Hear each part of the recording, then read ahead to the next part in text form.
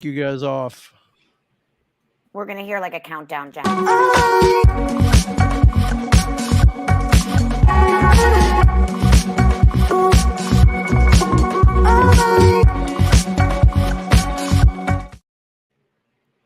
like the music. Hello, and welcome back to the Dreamcatchers podcast. How's everybody doing? I'm going to be sharing this, by the way, on a couple of social channels, so just forgive me if I'm looking down. Welcome back to this episode of What's the Word? We are joined today with our sister from another mister, as we like to say, Jenni Schwartz. So she is pretend sisters. A good friend of mine from college, and now a colleague and friend and all of the above, which we will get into, from Solmark Creative from sunny South Florida, which we are jealous of, but originally from New York. Welcome, Jenni. Hello. Marissa, do you have anything you wanted to add to that before we have Jenni introduce herself to the audience? I'm saying hello, but I think I'm on delay, so I'm not sure how much I'm going to be able to talk. We hear you. Hey. We hear you if you speak. Hi, Jenni. Hi, Marissa. We do hear you. All right, okay. So Jenni, go ahead and introduce yourself. Tell us who you are, where you work. Don't worry about a lot of the backstory because we'll get into it, but just give us a quick elevator speech, if you will, who you are and what you're doing here today. My name is Jenni. I'm the co-founder and creative director of Solmark Creative, which is a digital design and branding studio in the wellness space. Like Jamie said, I'm originally from New York. I live in South Florida now. I have two young children, 6 and 8, 2 little girls. So I'm a mommy first and foremost. And that's my quick spiel. I love it. And I'm actually just sharing this in like 14 places. So forgive me for a second. I just like to put it. No pressure. No pressure. What we find, by the way, is people like listen to snippets. If they see you're live, they'll see that, you and I are together. They might listen for a portion. We used to cut it at a certain time to kind of drive traffic toward the actual podcast. But we find that there's still people out there that like to hear it right now. They could be sitting and having a salad and want to hear. So we do it this way. And then we also record it as an episode of the podcast that usually comes out a couple days after we record. So anyway, so happy to have you here today. We are going today to be talking about a specific word that we were thinking about when Jenni and I were speaking a couple weeks ago. She just got back recently from a Tootsie retreat. We're both holding our Tootsie cups. Tootsie, we talk about Tootsie a lot on our podcast, so a lot of people know who she is already. One of the things that Jenni and I shared was Happy birthday, Tootsie. Yeah, Tootsie's birthday was yesterday. That we met again, although we were already friends, on a Tootsie retreat, and we got to experience that trip together a few years ago, but she just went back again. So she just got back when we were talking and recapping the trip, which is obviously magical, amazing, all the things. I asked her to be on the podcast, and she was thrilled and excited to be here, and we're just so happy to have her. And specifically, we talked about how she wanted to kind of talk about, which I agreed was a great topic, is kind of niching yourself in a specific area. So especially as an entrepreneur, it's really hard to kind of lean in to one space because you just want to do everything. You don't want to say no to business. You want to be able to, make a living and do the things, and to really lean into, creating this one space for yourself and being okay with that and still making yourself known for that particular space. And the real benefits of being known as a fitness wellness brand versus a designer that could do everything. And Marissa and I even struggle with that sometimes. People say to us, what is your area of expertise? And I'm like, resumes, like literally, or career, like in general, which is, is true, but sometimes is helpful to find niches and lean into those. So that is what Jenni is here today to talk about. We'll come back to that. So tell us a bit about your journey, Jenni. Obviously, I kind of said this a little bit when we posted that you were going to be here today. And we love to say this because Marissa always gives us a hard time because Ming, who does our sound, went to Michigan also. But obviously know that you went to Michigan, go blue with me. Blue. And that's how we originally met. But what led you to design? Give us a little backstory, of kind of what you wanted to be when you grew up. Was it always in the creative space? What led you here? What's your earliest memory of what you wanted to be? And then tell us a little bit from there how it developed into what you're doing now. Sure. So I was one of the lucky ones. Like it was predetermined that I was creative. I'm an artist my whole life. I come from a family of creatives, from designers, from artists. Like it was just from the very, very beginning. I actually have a letter, like a thank you card from my first grade teacher, from like a holiday gift I gave her that literally said, like, one day I'll teach Jenni the writer or the artist. Like it's just a part of me. And when I went to college, I was always like the artist in school, right? You know, like it was my work that was in the principal's office and everything. And then you're thrown into art school, where. And you knew you wanted to go to art school though. Like you knew that you were going to go that direction. Which 100%. by the way, I say that only because often we have guests on the podcast that like say they want to be something totally different than what they do now. And you are lucky. And I love that you said I'm one of the lucky ones, because most people have no idea what they want to do or what they're good at.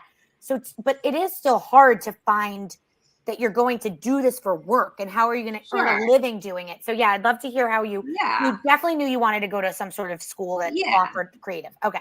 I mean, art school in general is like the most humbling experience. Like you literally go from being like praised locally, like as a kid, to being amongst extreme talents where, you know, you learn to be critiqued, and that's where you really learn to know if you could actually, if you have like the thick enough skin to make it as a career. And I wanted to go to school for illustration. I always loved like illustration, drawing. I have not illustrated in a really, really long time, but and it was my father that pushed me and was like, "You're not going to make a career out of illustration." I mean, maybe I would, but you know, you have to be a little bit more marketable. My father was an interior designer, and he's the one that like kind of pushed me to, you have to pick a focus in art school. So my focus was graphic design, which is funny. Like I literally went to school for what you do. What I do. But being a designer, like I learned the foundations in school, but being a designer, especially a web designer, it's lifelong learning. It is exhausting. Things are changing. If you're not keeping up with the trends, you're falling behind, right? So you also have to be able to commit to learn all the time and to try to stay on top of your game with the different technology and the usage and how people are using technology. Yeah, I think that's so interesting because, and by the way, having gone to Michigan, I just happen to know obviously more about where you went to school. So the design programming that is offered now and the majors and such weren't really there when we were in college. Like it has gotten so much more robust, the stamp school and all these different areas of. Yeah, it wasn't even called stamps. Right. It wasn't even a thing where people can now minor, which I think I probably would have been really good at and loved, like minoring in something design or, you know, as part of my communications major. And now these kids are able to do that. So you started at a time where, you know, it wasn't necessarily as readily available at the college that you chose, and you still found a path. So tell us a little bit about, you know, internships, or how did you find work in design once you started to pick or your father encouraged you to pick graphic or some sort of area? So I was the graduating year right after 9/11, right? There were very few jobs. It was kind of like that year that, you know, everyone just didn't really know what was going on. I landed a job did you intern before that though? Like, were you interning in design at this point? I entered during the summers. I must say, like, being an intern in a creative department was the most awkward experience. Your designers are, what's the word? I mean, we're all a bunch of divas, right? In a way, like the creatives, and everyone has their way. Yeah, and you know, you're thrown into this design department, and no one really wants to give you anything to do. Mm-hmm. Right? They're kind of like, oh, they just gave me a designer. Like, I'm gonna have to redo all her work. And I just so like I can't say that any of my internships were beneficial, you know, like sure, I got to like take the train to the city every day and, you know, sleep at my friends' dorms that were you got to put it on your resume, which as we know is important. Totally. Yep. But every internship I've ever had was like me just like trying for people not to see that I was like on MySpace or not even like Friendster. Friendster. So Friendster, not to date ourselves, but Friendster. Anyway, so I out of college, my first job was working at the National Hockey League in their design department, which sounds fantastic. That's so funny. They were a client of ours. Marissa, can you hear us? Are you with us? Yeah, no, I could hear you. No, Marissa's Marissa. kind of frozen. Marissa, can you hear us? Mm. Cool. One of our stories that we've told many times is that when Marissa got laid off of her fashion job and why she started working at our father's staffing firm was because he didn't have a creative fashion division to help her find work after she left. So she had to go to like competitors of what we now ended up doing, and they didn't help her. So she started her own piece to the business. But at the time, like one of the only kind of one job or company that would like maybe fall into a space that one of us would be interested in was the NHL. They were a client of ours. And I think I interviewed there at one point. That's so funny. I did not realize or remember that about you. And it was mostly my dad placed, HR people or, reception maybe there. But at the time he was like, I could get you an interview at the NHL. Like, I don't know if that's really what you want to do. Right. But I was like, I mean, I guess I could do something, So anyway, go ahead. So you started there. I mean, it was production work, right? I was taking things and putting them on things. And the interesting part about being a designer is, you ask my mom, like, oh, what does she design for? And my mom will list off like all these big names that I've done work for, but like those are so not like it's already done for you. Like it's all collaging, right? Like you're not producing it yourself. You're not giving the ideas. Anyway, so I was at the National Hockey League and I shifted over to Major League Baseball. And then I found myself at the Financial Times. And this was like in my early 20s. And I worked at the Financial Times for 2 years. And it was it was an amazing experience. I was up to date in current events for like the first time ever, which was awesome. I worked on a team. My hours, because it was like a European company and 24 hours a day, my hours were 12 to 8, which in your early 20s was like the best thing ever. Literally partied all night, slept in the morning, got to like rolled into the office at 12. That's amazing.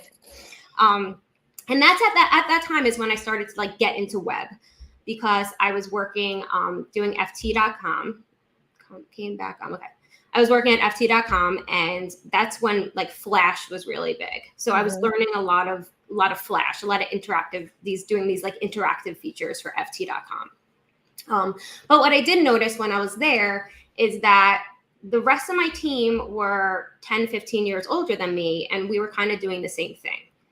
And at that time, I was like, well, I don't really want to be here forever. I don't, it's cool. Like it was super cool, but it was pretty corporate. And I read this book.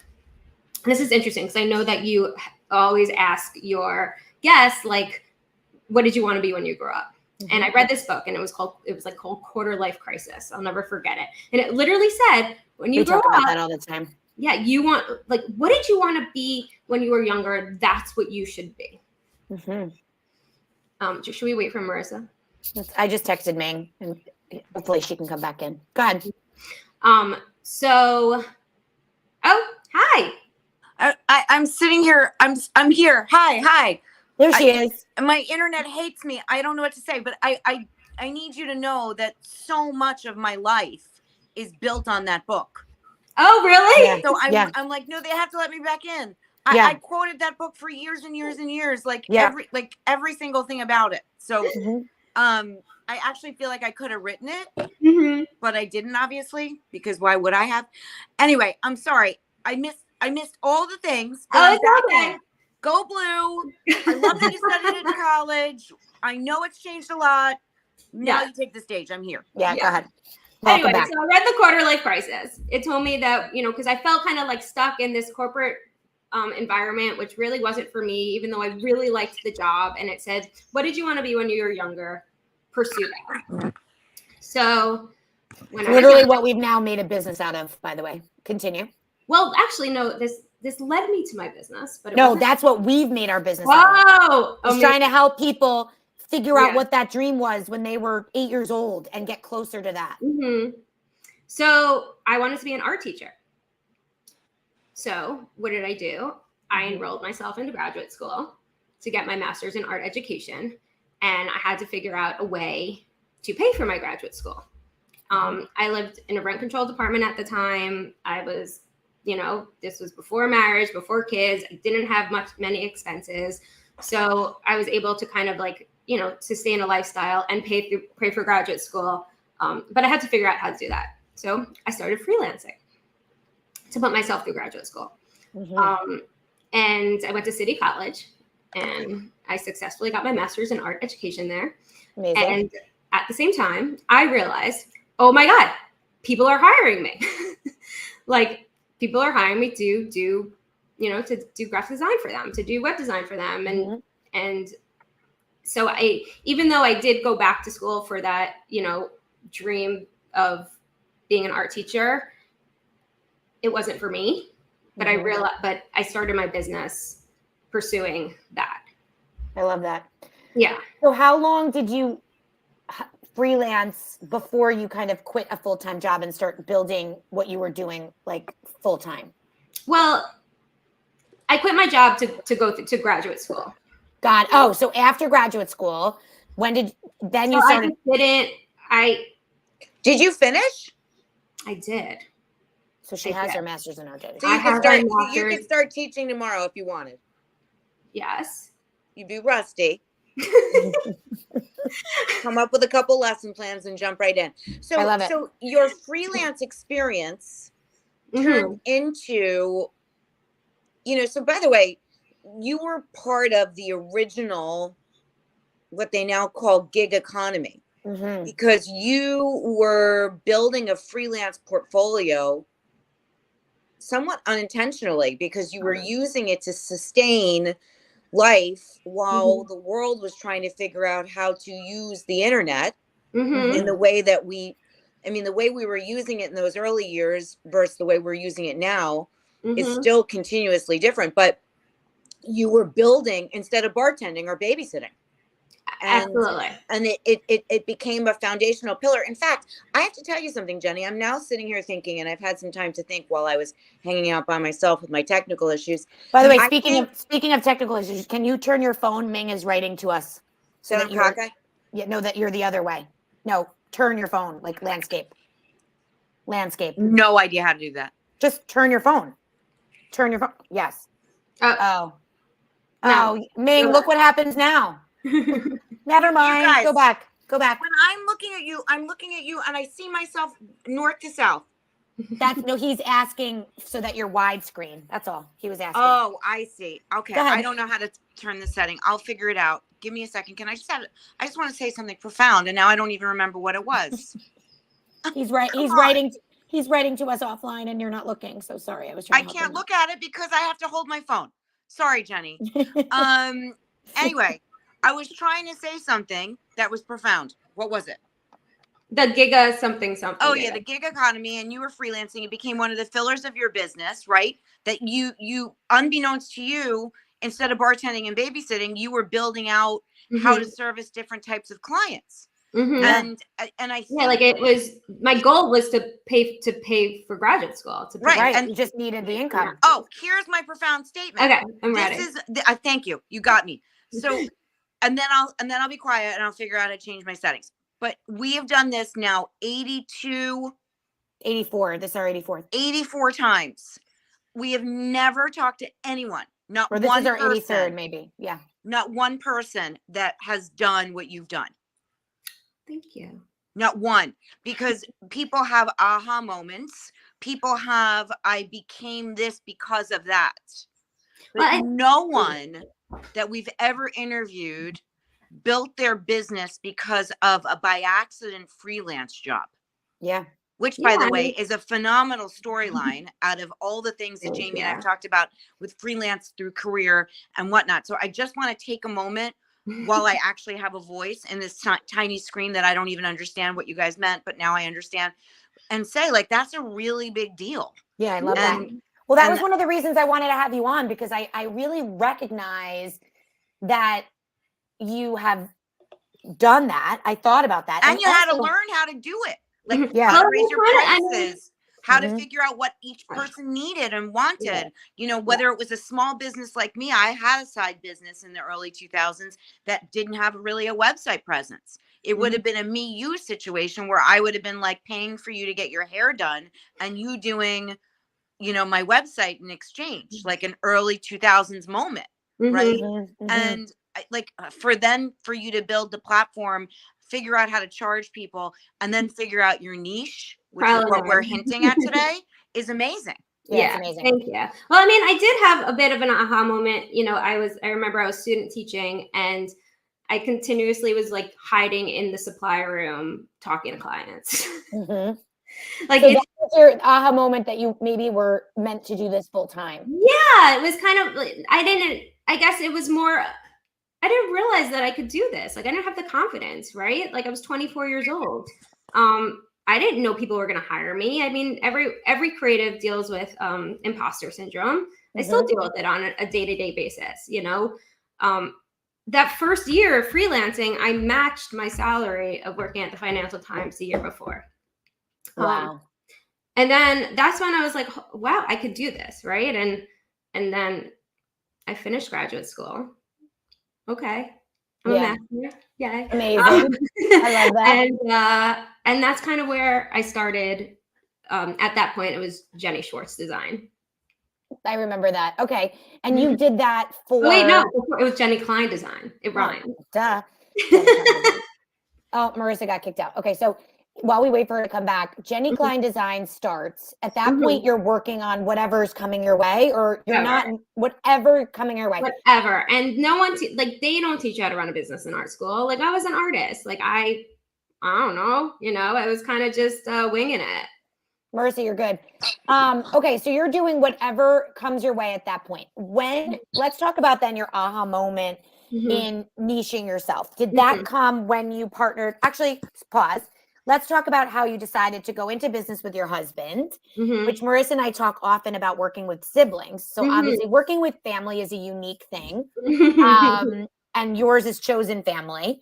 So I would love to hear, how you then went from Jenni Klein Design, obviously Jenni Schwartz Design, moving to Florida, going into business with your husband. Tell us a little bit about that, I guess, aha moment also. Kind of what led you now to Solmark Creative. Sure.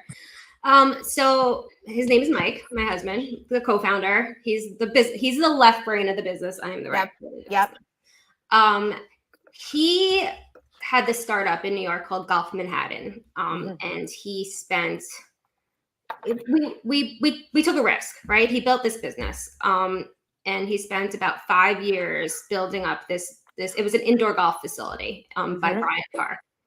And oh my God, I remember that. I didn't know that was your husband.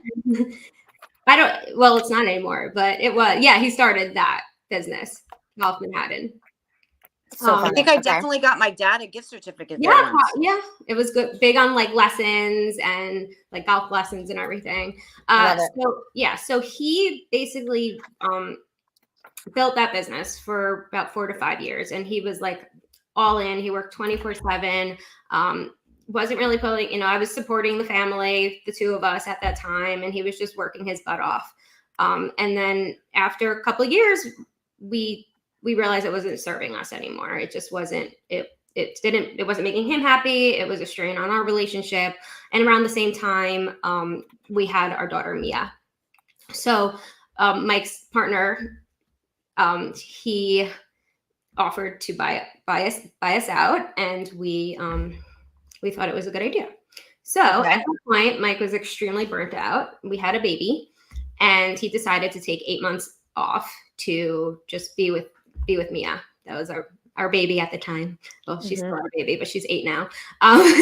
So he spent 8 months just on basically paternity leave. And I went straight back to work. I would nurse, I'd work, I'd nurse, I'd work, I'd nurse, I'd work. So that was kind of how we got through things. Working. Sounds like a fun time. It was, postpartum working was like the only time I felt normal. Like my space in front of my computer is my sanctuary. It calms me. I'm in my zone, right? So I didn't mind it. I was okay with it. And when that was over, that time that Mike needed to reset, he was kind of thinking of what his next move was. You know, and he went out and started looking at other jobs, and there was really nothing that excited us. We're both very, you know, we have entrepreneurial spirit in both of us. What did he do before he started Golf Manhattan? Like, what kind of background did he have? Like, that's all financial operations, like always a right-brained person? Mike is my 90-Day Fiance. Do you watch 90-Day Fiance? No, but I know the concept. Okay. So he came over to the US from Canada on what's called a K-1 visa. And we had 90 days to get married. So he wasn't really allowed to work at that point. Yep. And I supported him. It was my pleasure. People say don't marry I married for love completely. Yeah. Post my mother in my ear. And, you know, he took on like odd jobs. You know, there wasn't really, he came straight out of college, literally from his mother's basement to my apartment. And he was really starting out. He's 4 years younger than me. He was young. We wanted to be together. And where'd you rob him from?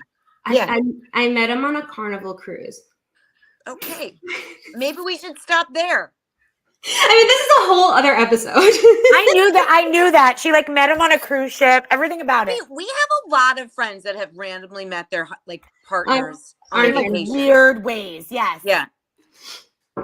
Okay, so you met him on a Carnival cruise, which by the way, we can insert a lot of things. I know. I fell in love with him. I imported him to the States. He was just out of college. He had no career path. And yeah, he wasn't, you say what he do before that? I mean, he was a student. Okay, next. So whatever. I didn't realize that there was like no time in between. Okay. So then what happened? He was like 8 months later into paternity leave. He's like, all right, let's do something together. So anyway, it was my grandmother who recently passed, but this was a big part of our most special moment with her was, you know, she's kind of like, well, you have a business, so why doesn't Mike work with you? Oh, okay. So, you know, Mike went to business school. He's totally left brain. He knows numbers. I don't know numbers.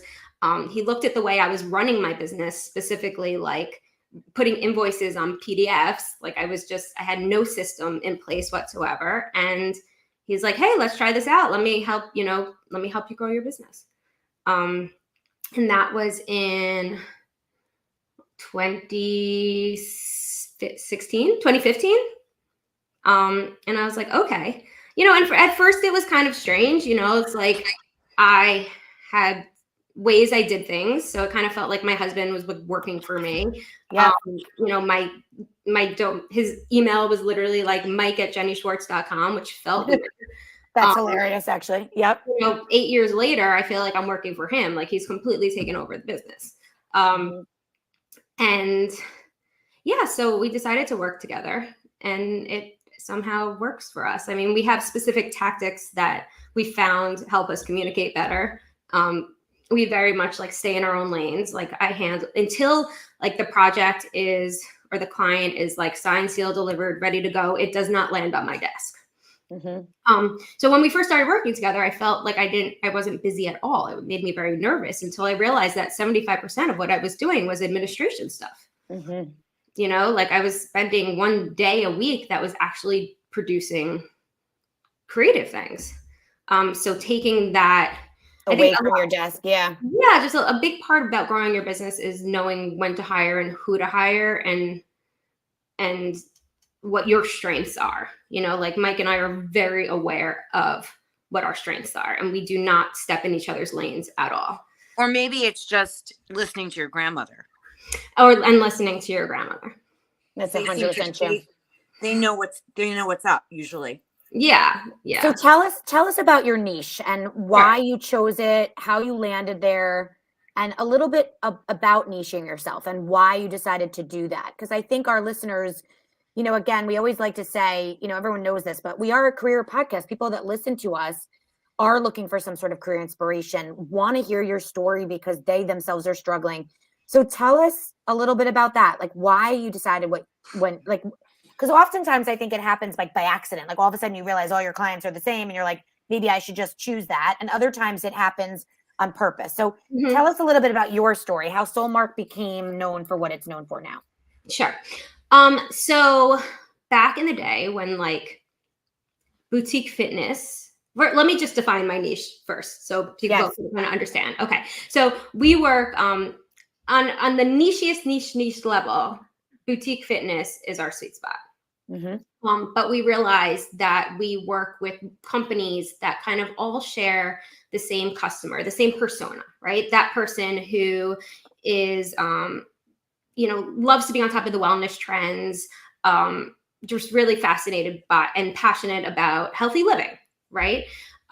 So at first it was kind of like we work with boutique fitness. Now then it's like we work with healthy lifestyle brands or wellness minded. So the way I describe our niche is ever changing, right? But every company or brand we work for generally has that same persona or person they're communicating with that has that same passion.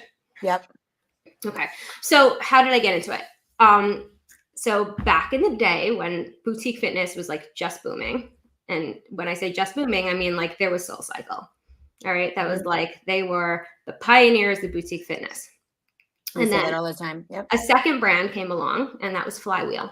The owner of Flywheel, or the founder, there were multiple founders, but one of the founders of Flywheel is best friends with my best friend from home's husband. Okay. And for whatever reason, they trusted little me to work on Flywheel. Wait, I didn't know this. I did. I love this. So who, Ruth?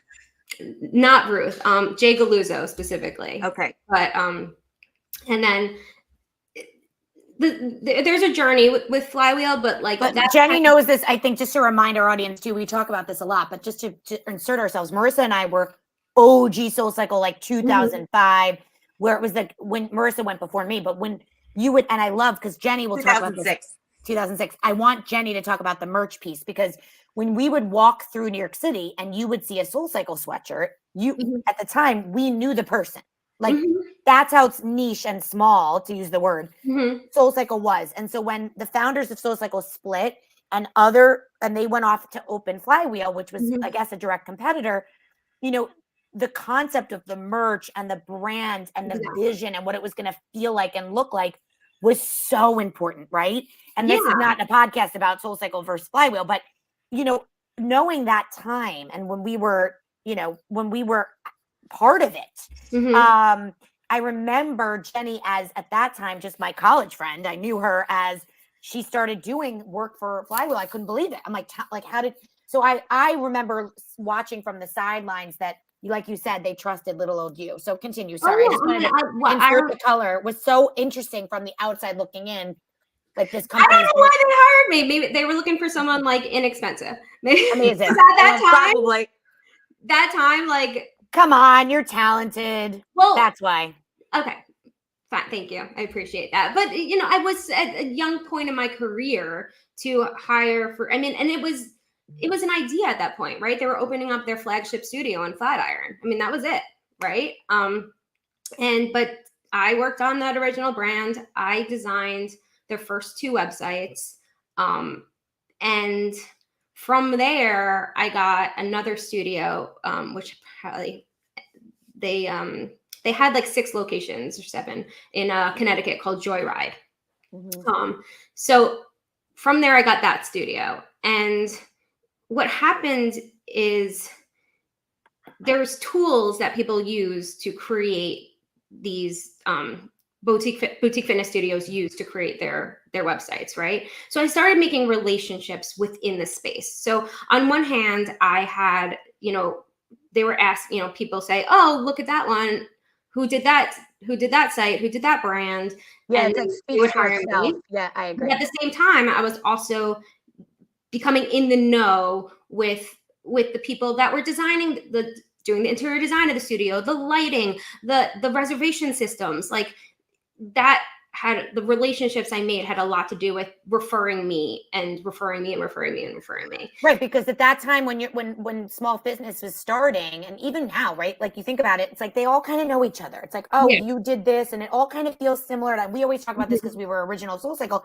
You walk into Soul Cycle, now you walk into any of these fitness studios, and so much of the way it feels is similar to the one before it, right? It's like, oh, they have the hair ties at the front desk, that it smells good in here, like the brand and the feel, right?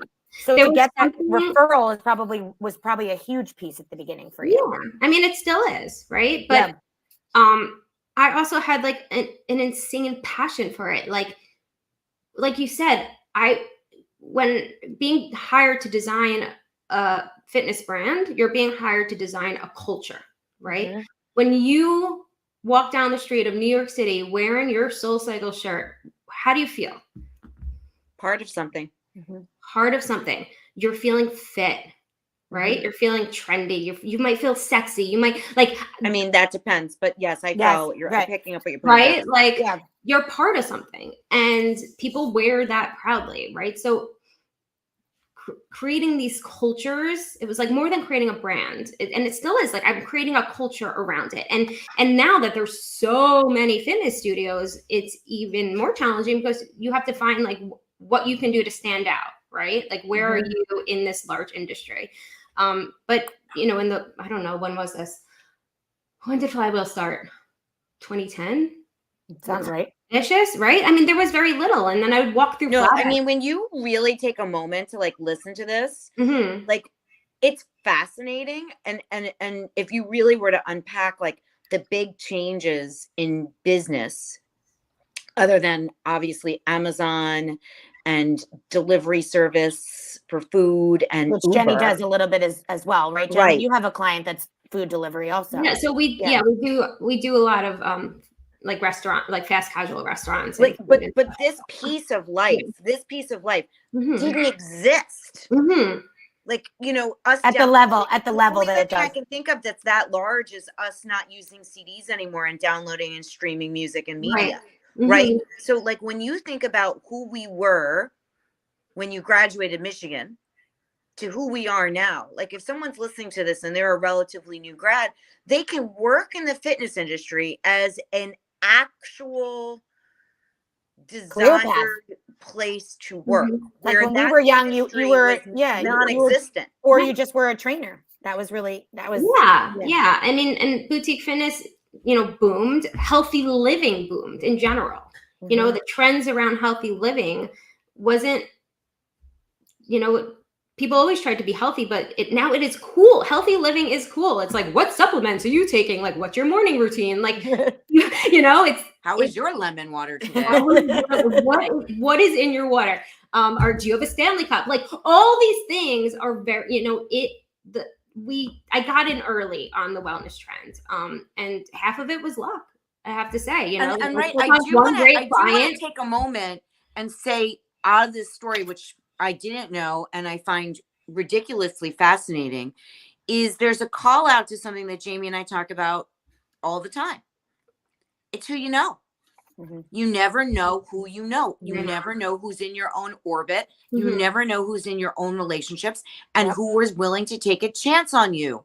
So because somebody with I mean, granted, who would have known that would be such a strong connection at the time? I mean, you know, back in the day, you might have thought like, okay, whatever. Like you wouldn't have known that it was going to be such a big deal. I would have worked for equity and not, you know, whatever they paid me. Oopsie. Instead of the peanuts.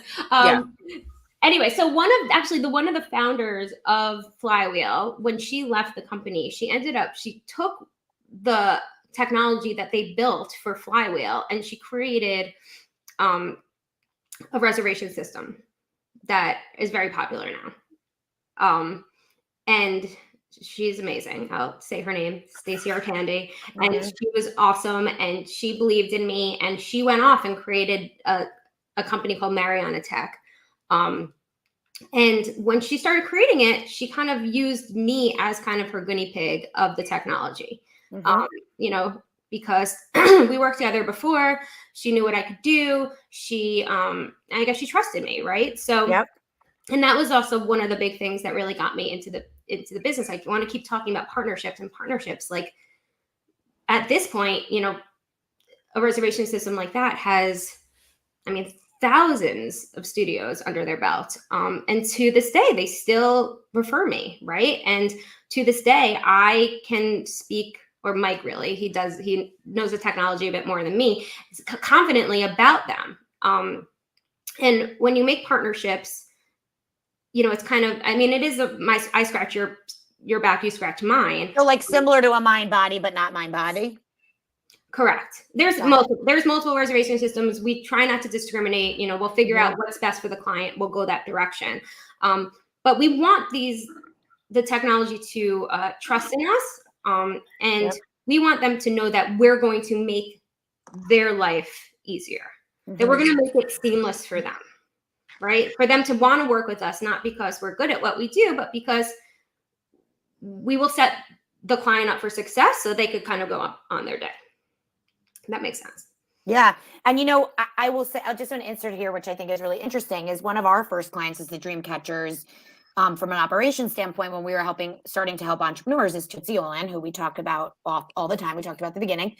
And she was looking for somebody that was well-versed in one specific thing that she was trying to build onto her own website. I can't even remember what it is. Jenni will remember. And she found Jenni, unrelated to me. And I was working for her. And she's like, do you know this chick, Jenni Schwartz? I'm like, Jenny Klein from me, you know? I was like, of course I know Jenni Klein. That I remember. She literally found her unrelated to me and just vetted her through me. She was like, I'm thinking about using her company to redo my website, create my digital studio for me. And I was like, she's like, what do you think of her? I'm like, that's amazing. And then it like brought us back together, which is like the best part of the story. But it's just crazy because she found you because she wanted, I forget what it was, Squarespace or something that she already had. She wanted to make sure whoever she hired could translate her current website into what she was trying to create. So, you know, and also, so then I want to say that the niche thing, not just as far as fitness, but as far as the, you know, platforms, the technology that you use, you know, being known as somebody that's good at those items, or you go on other studios' websites and you're like, this is what I want mine to feel like. And they look at the bottom, it says, you know, powered by Solmark Creative. And then you're able to get that next piece of business. So that's literally how Tootsie found you. And I love that because, you know, as we build and do our own thing and talk about this all the time to other people that are building, you know, and, you know, I will say that is the lucky part, I guess, about working in web design is that your name, your business is within reason on every website. Everyone knows that you created it. And it's in our contract. Right. And I love that for you because you were in an industry that imagine, you know, everybody's resume that we write could say this resume was written by the Dreamcatchers. Like if you want a good resume, go see them. You know, you work in an industry, Jamie. right? You work in an industry that's, you know, norm. Standard. We have had potential clients that have said, you know, we don't want your name on the bottom. And Mike and I kind of have to discuss whether or not we think it's worth it to take the job. You know, yeah, because that in and of itself, somebody sees a website that they like, they can scroll down and see who made it.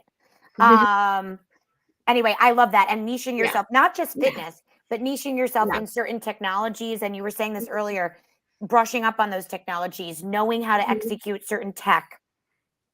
You know, so to bring it back to the networking and the career piece, you know, holding on to those relationships, like you said, at Mariana Tech.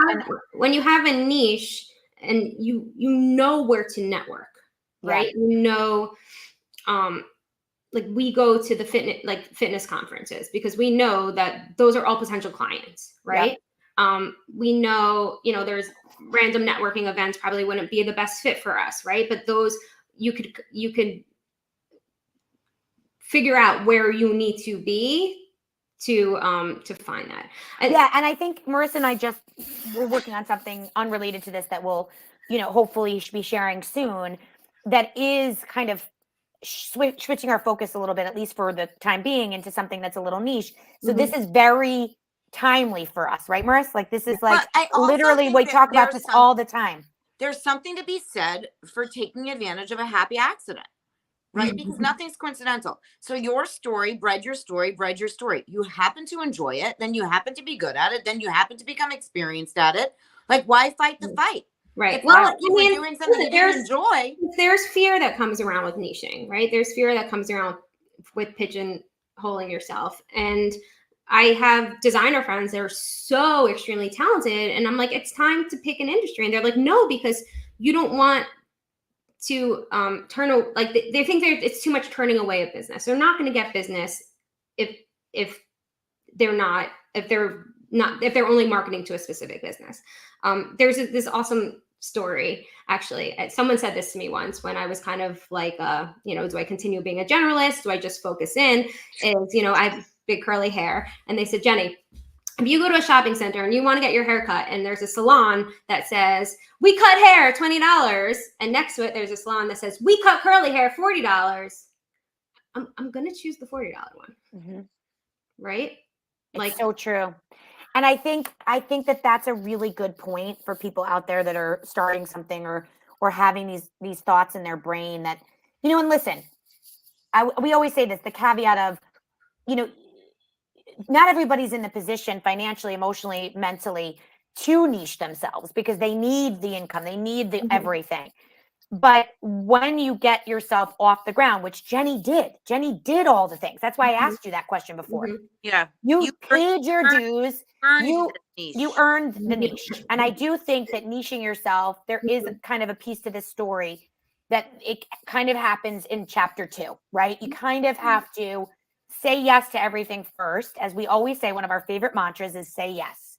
Say yes, especially when you're just starting out. Somebody wants to meet you. Mm-hmm. Somebody wants to see your portfolio. You say yes. Mm-hmm. And then you figure out, okay, maybe I want to go in this direction. And that kind of applies to career search, job search, entrepreneurial building, anything. But I think in this case, which is a great lead into our next question, we always ask, what's your superpower? As far as professionally, I would say we probably could go this direction with your superpower. Your superpower to me is your ability to say no.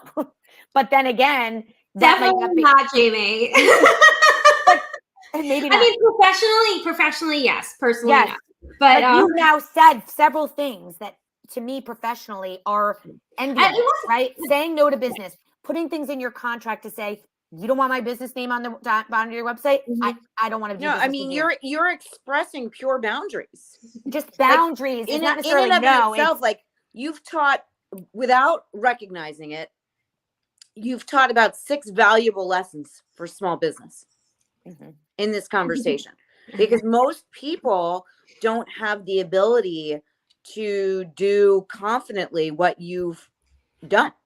And now, granted, I recognize, and that's what Jamie was saying, like, you have to be in the mental, emotional, physical landscape to be able to do that. And you were so fortunate to be that way. And I'm not sure if that would be equal opportunity for everyone. Like, everybody's different, but like the idea behind it, the idea behind saying that's not for us, the idea behind this is who we are, this is what we do.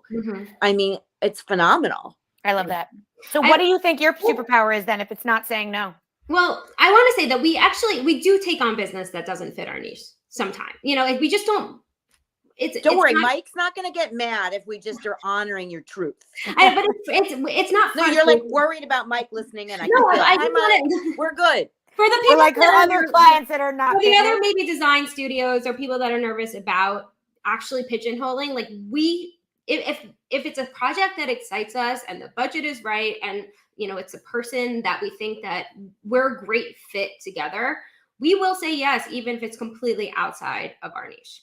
I agree. Well, of course, because it's just not like you have to work together. Yeah, I'm not like marketing with it, right? Like I feel like marketing it. You're not leading with it. Correct. Like marketing to a specific niche is important, but behind the scenes, go crazy. Okay, do your thing. So what do you think is your superpower? My superpower. I mean, besides being born on December 13th, which is a superpower in and of itself. It totally is. And she shares a birthday with my baby boy. And yeah, that is like literally one of my Taylor favorites. Swift. So Taylor Swift, yeah. Yeah, she put December 13th on the map. She did. I mean, the easy answer is my creativity. Like, it's just part of every single thing I do. You know, I look at something, I want to make it better. I'm just constantly creating and doing and glittering everything. Same, girl. That's why we are so. We are very. That's my superpower too. Make everything sparkle. And that's why I love Jenni. You know, and I think that Jenni and I actually met doing a dance program through our sorority. And that's right. Yes, so we met because we're creatives. So it like doesn't shock me that we had such a kismet kind of relationship. She's a year above me.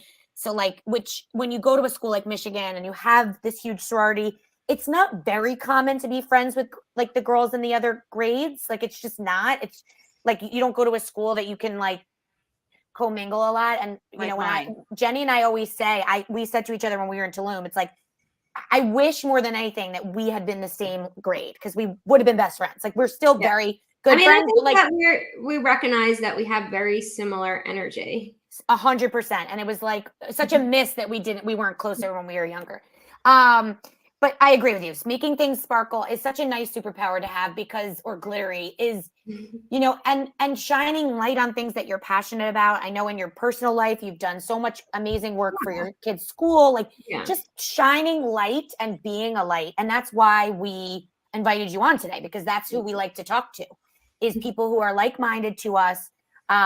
It's not often we have somebody on that has the exact same superpower as us, but we love when people do.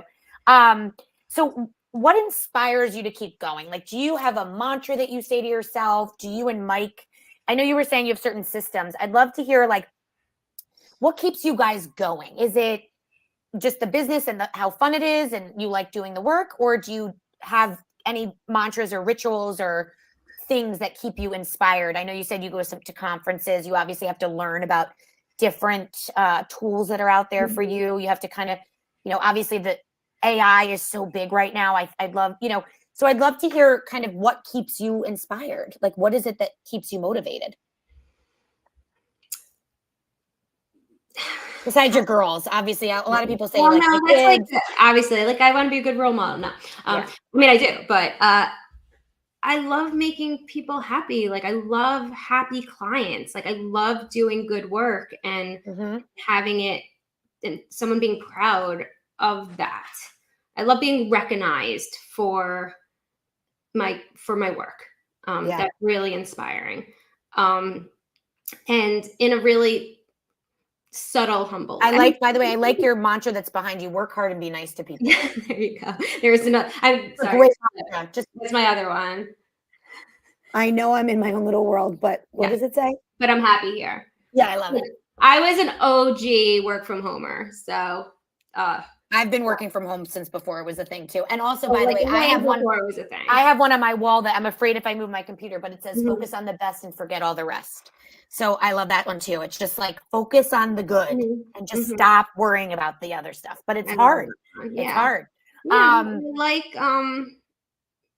I can never not do what I do. It's a part of me. Like when people talk about work-life balance, it's kind of just I marry them. It organically. It's just, this is who I am. You also live where you work where you work with your husband. It's all I know. It's like one. Which, by the way, Marissa and I are the exact same way. And I think it's a beautiful thing. And I feel so grateful to you because, you know, in this conversation, because it's not often, as Marissa even said, you know, we tripped and fell a little bit on the way to find your true calling.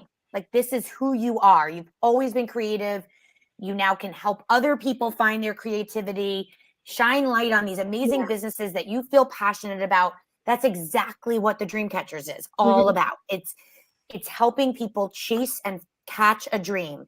And whether that's a small business trying to like figure stuff out operationally, if it's a job seeker, you don't have to do the stuff alone. And the thing is, the reason why I love talking to people like Jenni is that, like, you know, as these small businesses start using the Dreamcatchers as this sounding board, this offerings that we offer, my goal is to be able to then say to them, here's Solmark Creative's information. Now it's time for you to hire them because you're ready, right? Because that's a big change. It's like to realize that you need to, and myself included, Marissa, I mean, we built everything ourselves.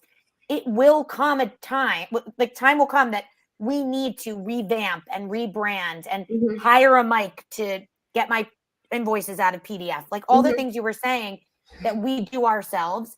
And it's a big shift to go from 0 to 60, to have the wherewithal, the income to hire you guys, right?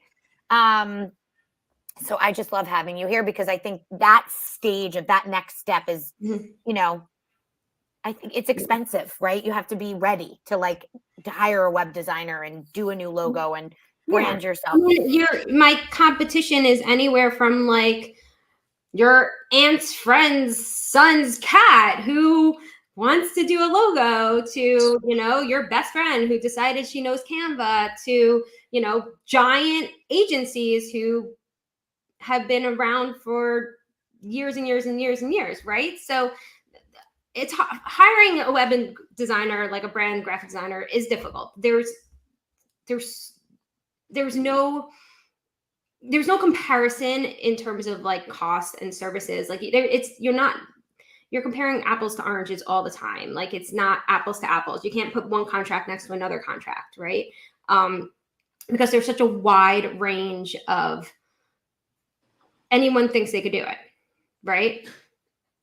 So it's true. And the thing is I say this with love because it's the truth. We have people that say to me, like, I'm the aunt that knows how to use Canva. Like, that's my truth. I've told you this. Like, I did my niece's bat mitzvah logo, like whatever it is. And there are certain, I've figured out though lately that my niche, speaking of creative, is more visual communication. Like people are trying to make a one-pager, change their bio, make a flyer. That is really my niche. It is. I can do a logo and I've done them, but my niche is I want to make my brand and my message prettier. It's not necessarily like I need to make a website, because I'm not doing that. And I could make you a logo, but likely you need to hire like a Jenni, right? So I think that leaning into knowing that you have that competition, but also differentiating yourself. Like usually when somebody's ready to hire you, they're in a different place, right? Financially, like they just are ready to make a huge investment in their company. And mentally need to be ready. So I'd love to ask you that as far as advice, like for people out there that are twofold, actually. If you could pick a piece of advice for somebody that one is a customer, somebody that's like listening, that is like, I think I might be ready to hire like a Solmark. We have several small fitness boutique brands in literally live action working with us and or in my portfolio that could use you. So like, what kind of advice would you say when somebody's like ready to pull that, trigger and hire you? And then the next is advice for an entrepreneur out there that's looking to do what you do. So let's start with the customer. Like, what would you say to like somebody that's on the precipice of maybe deciding to invest in their website, in their design?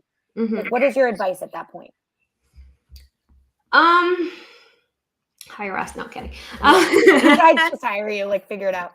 And put my name on the bottom of your website.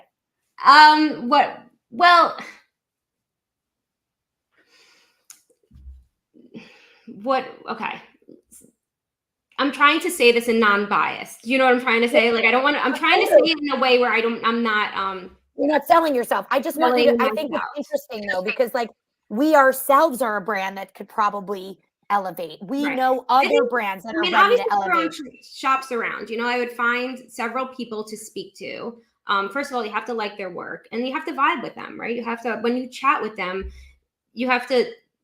there's things that we put in our initial conversations with the client that make them realize that we're the experts in that space, right? In ways, it could be even the questions we ask, like we challenge them with questions that they didn't think about, right? And we make them understand that we're here for the hand holding, right? And that's the whole thing. It's like, you don't want, if you hire someone that isn't niched in an industry, like you might end up doing more work than you want to do by hiring someone, right? You want someone who can hold your hand and take you through the steps and bring up things that you didn't even think about, because why would you? You know, like you're a fitness instructor. Okay. You don't know what you need. You don't know the technology you need. You don't know how to like do email marketing or doing funnels, or should you buy Google, you know, do Google ads, or you don't know that. You know, Mike also has this advantage of, with his golf facility, he did this entire build out himself. So sometimes he even acts like a therapist to these people that are dealing with contractors and the build out and delays and life and all that stuff that we could understand because we've been there. So I think whether you're talking to, you know, your aunt's cousin's son who wants to build your logo, or someone who's an expert, like make sure that they are bringing up things that you necessarily wouldn't be thinking about, because they know what you should be thinking. You should be, yeah. Right. And be open to that, right? I find that a lot of the clients we work with often like are hesitant at first to take the advice because they don't think they know, or they think they know what they need. But when you're looking at a subject matter expert, in our case, you know, professional huggers, as we like to say, people that are here to help you get out of your own way. If you're gonna hire somebody like us to help you kind of execute your dream, get from A to B, then let us help you, right? So the same goes for hiring a designer. If you're gonna go there, you're like, it's time. Probably the designer knows best in this case, right? Yeah. Even though usually we're all raised in this customer knows best, or customer's always right. When you're ready to like hire a vendor of some kind, it's because you want, it's like I always say, I wish I had a better one, but it's my favorite one. People ask me, why hire a career coach? Why hire a job search coach? You know, you could easily clean your own home. You can. But as we had to reschedule today because Jenni was not available this morning because she does not clean her own home and was going to have noise in the background. This is the truth. If you have a little bit of expendable income to have somebody scrub your toilets for you, then let them scrub their toilet and let them figure out the right thing that needs to be used, the new product that is better for the environment, that is going to leave your toilet scrubbed nicely, right? It is an investment, but it is a subject matter expert. You know what, Rose? You clean my house. You're way better at it. So that's how you almost have to be as a customer of a new business is, you know what, you know better than me. You let me know. But it's hard because sometimes the client is resistant, or it's their baby, or they aren't ready. We're generally here for all of it. I have clients that are just like, you know what, I just hired you, go. And I have clients that are literally like making sketches for me and like going over my shoulder. And sometimes I don't even know why they hired me at all, but I try to meet them where they are. Yep. And that's important. I like that advice.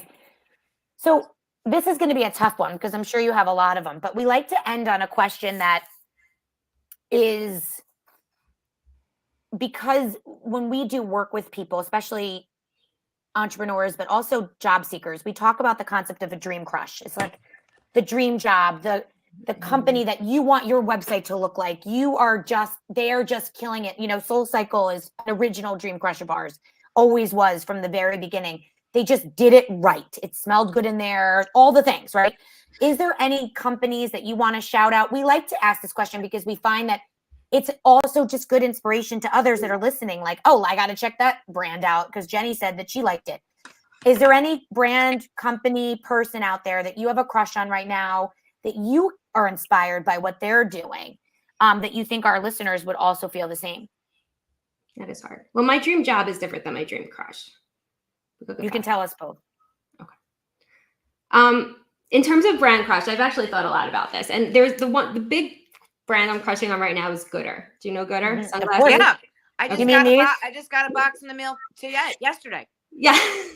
Shout out to Gooder. Okay. They're literally on my desk next to me. There they are. Okay. Why? Because this is their branding. It's very cute. Yeah, it's beyond the visual identity of it, but beyond the branding of it. They found this spot where they're making inexpensive and accessibility cool, right? I don't feel like I have to wear Chanel sunglasses to like Oh wait, there's more. Exactly. Also, I have another pair sitting next to me. I have no I have no business wearing expensive sunglasses because I leave them everywhere. So if I could buy like 5 Gooders, I put them everywhere. But they found a way to make something like inexpensive and functional and cool at the same time. And I totally respect that. 1,000% correct. I'm with you. Mm-hmm. I sit, break, scratch, lose, toss, throw out, misplace underneath the seat. Sunglasses. The idea of me buying anything luxury for my eyes retired in like 1998. So, I think so. Just so you know, I bought a pair of Gooders that arrived 2 days ago, and my other brand that I like. Sorry, Gooder, I love you. I see you, but I also really like this brand. I see, and also Blender. There's a few of them that are very good. Okay. Yesterday and Gooder the day before, and my Gooders. Yeah. I have at least now, because we know that I had to timely move upstairs. I would show you that I could see Jamie's 2 and show you 8 in my hallway. I have literally 8 to 10 silhouettes of Gooders. I love it. Same. Brand crush. And they are really doing all the things. I 100% agree. I love the way it comes. I love their branding. I love their colors. Like you're right. I don't feel like I don't know. It doesn't make me feel bad. It makes me feel gooder. Here's trending. Gooder. Makes me feel gooder. Also, I have to say, I worked at camp this summer, which everyone mostly knows, but I wanted sunglasses that I wouldn't care if I lost, that are good when you're sweaty, which is really what Gooder started as, is for runners. They don't slip off your nose, all the things. And if, God forbid, I lost them, no offense, Gooder, I was like, I don't really care because I'll just buy another pair, right? So they don't care. But, that's really where it begins. That's their whole point. So I 100% agree with you. I love that brand crush. Great brand crush. I thought a lot about that. Anything that we didn't get to ask that you wanted to say? I know there was a bunch of things you were saying about niching. Yeah. I took a whole workshop on this, and this is like when I get on the phone with a client about kind of their website content, right? Like their copy, their content. Like and this kind of goes back to niching, right? Because it could work with any business. Everyone needs a positioning statement. If you cannot say what you do, what your product is, what your business is in 1 to 2 sentences, you need to work on it, right? Mm-hmm. You'll notice with all my websites, I big and bold, like what we are, Mm-hmm. And so my biggest takeaway, if there's anything, like work on your positioning statement, like the Dreamcatchers is. We just recently added it to our homepage because that was something that people asked us, like, because we are a little all over the place, although we've gotten better at our mission statement, it is hard for people to realize what it is that we do. Right. I am all over the place. Yes. Marissa just comes along for the ride. Marissa comes along for the ride. But and sits on her sunglasses while she's on her way. I 100% agree with you. What is the Dreamcatchers? The Dreamcatchers is a full service career and brand identity firm. That is what we do. We help people figure out what they want to do and how to get there. But we also can do events, and we also can do, so it started to be. Exactly. So we stopped. We do those things, and listen, there's only so much time in the day, and 100%. When you are a mother of children, there's even less time in the day. You cannot be an expert at everything. Focus yourself on something that you can be an expert in. Dial in, right? Because it's like the more you know, everything that every industry, every technology has so much to learn around it. And be the best at that. Mm-hmm. I love that. Hey, Jenni, this is so good. So good. What did I tell you, Marissa? I'm like, Jenni needs to be on the podcast. It's happening. We're getting her on in the next 2 weeks. I just want you to know, though, literally, I talked to her 2 weeks ago. I'm like, find a date. We're doing this. No, it's amazing. This is so good. It's so inspirational. I'm not going to make it about me, how I've had to sit looking into blinding light, holding my phone up sideways. The light looks great on you, though. You'll expand for the last hour. But I am going to say that I have enjoyed this story so much. Same. I really think that you had some really, first of all, the wisdom, the grit, the self-determination, and the patience and pizzazz and intuitive kindness that it takes to work with your husband. Okay. We only communicate over Slack, by the way. We don't speak. Right. Like, I mean, it's like full-blown husband is your partner and you live together, which makes sense. Also, you don't kill each other as far as we know. And I mean, I just think it's really a phenomenal story. And I'm so, so, so glad that you're in our orbit and that we got to tell it. Because now, if people want to find you, which we'll do, Jamie does a great job. By the way, Jenni was one of the first members of the Dreamcatchers web. When we started doing this, we did it as a community at first during COVID. And then it kind of morphed, speaking of figuring out your mission and your niche, into less of a community and more of a service, because we found that people needed us more for our expertise than it was about who we connect them to. Although we still have that piece. Jenni can be found in our Dream Directory. If you want to be part of our Dream Directory, you got to work with us. And then we can introduce you to all these amazing people, and you have access to them. But besides that, where we can find you, we will tag, share. You know, her website and logo are here. We put it up there when we tagged you on the flyer today. What is the best way? Do people like reach out on your website? Like if they're interested in working with you, is that the best way to reach you? Yeah. There's a nice little form on there. We always get back immediately. Amazing. But I mean, we don't, and then if you want to talk to me personally, generally Instagram Messenger works, and it's Jenni with an I, Schwartz 13, because December 13th. Lucky 13th.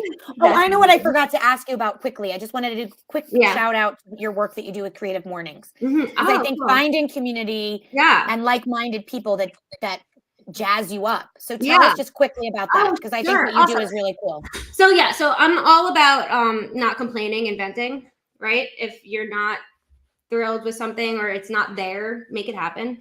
All about that. So Creative Mornings is a global organization. There's about, I don't know how much now, 230 chapters worldwide. It's originated in New York. So I used to go, the event's held on one Friday every month. So in New York, I used to go, and it was huge there, hundreds of people. And there's always an inspirational speaker and breakfast and lunch, and breakfast and coffee, not lunch. And it's always free. So when I moved down to Florida, I live in Palm Beach County in Boca Raton. I moved down with a giant New York ego, being like, and first of all, this is pre-COVID. I moved pre-COVID, OG relocator to Boca. Yep. And I was just like, there's no creatives down here. I'm not going to find anyone, like freaking Palm Beach.